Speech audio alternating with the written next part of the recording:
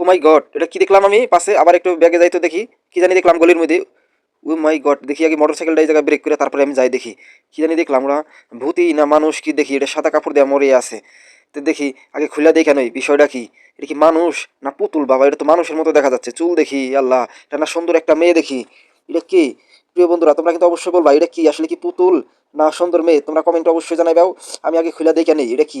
আমি আগে উঠে নেই, বাবা এটা কি, এটা মানুষের মতো, আমি তো ভয় পেয়ে গেলাম গা। তো দেখি আসলে এটা মানুষ নাকি, হাত দিয়ে রাস্তায় দেখলাম যে মানুষ। তো পরে আমি মোটরসাইকেলে করে উড়িয়ে নিয়ে গেলাম।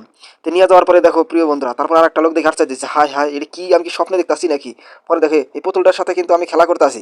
তারপর আসলে এটা কি, পুরো ভিডিওটা আপনারা যদি দেখতে চান অবশ্যই কিন্তু সাথে থাকুন। তো এই লোকটা ফাঁকে কোণে আসলে দেখতে পারতাছে যে আসলে এই জিনিসটা কি। আর একটা মহিলা ডাক দেয় না দেখাইলো।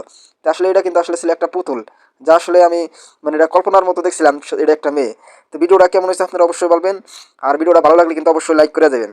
তো আসলে মনের অনুভূতিটা আপনাদেরকে বুঝাইলাম।